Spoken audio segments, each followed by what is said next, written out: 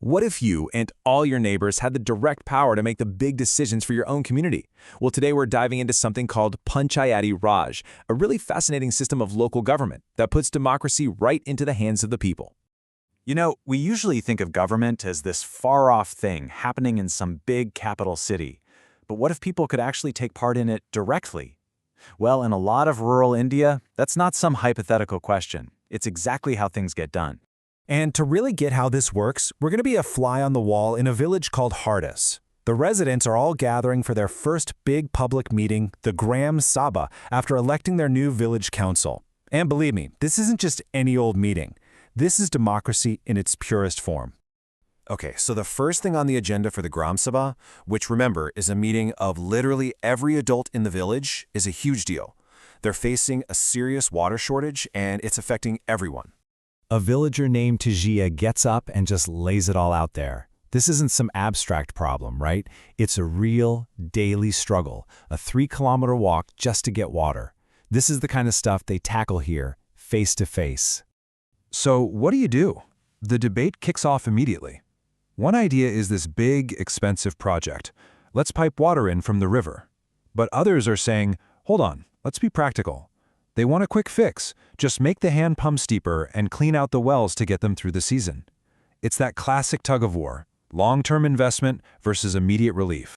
But then another villager, Anwar, throws a total curveball. He brings up a new idea he saw in another state, something called watershed development. It's a way to actually conserve water and let the groundwater recharge itself. And this is what's so cool about the Gram Sabha, right? It's a place where new ideas can come from anyone and get a real hearing from the entire community. All right, so after the water issue, the meeting shifts to something even more controversial. They have to finalize the list of families that are below the poverty line, or BPL. This list is a big deal because it decides who gets really important government benefits. As the names are read out, you can just feel the tension rise. People start whispering to each other.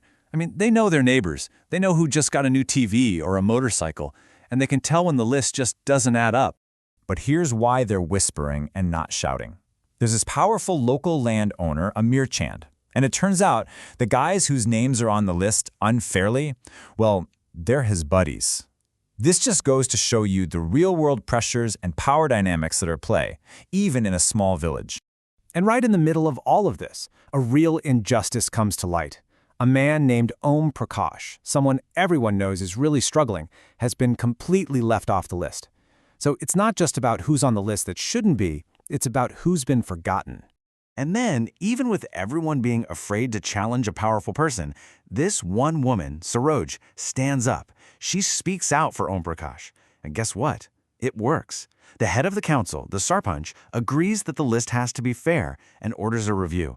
It's just this incredible moment of accountability happening in real time. Okay, so we've seen the villagers discuss problems. We've seen them demand changes. But how does any of this talk actually turn into action? How does the work get done?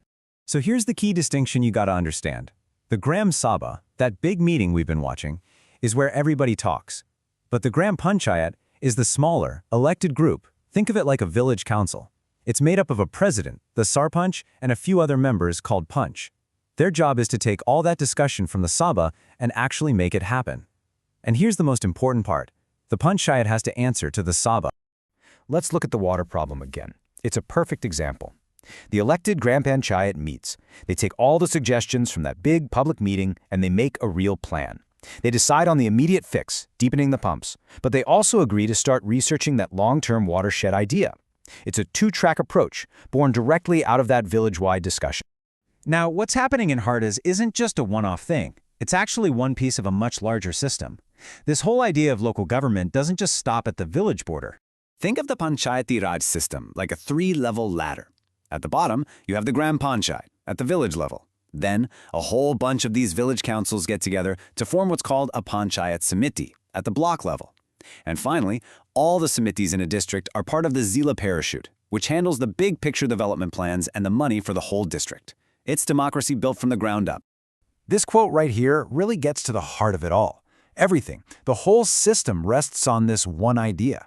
The Gram Sabha, that meeting of all the people, is what keeps the elected officials honest. It's the check and balance that makes sure they're actually working for the community they serve. You know, the story of Hardis is more than just a civics lesson. It's this powerful reminder that when regular people just show up, speak their minds, and get involved, they have the power to solve their own problems and create real, lasting change. So the real question for all of us is, how are you going to use your voice?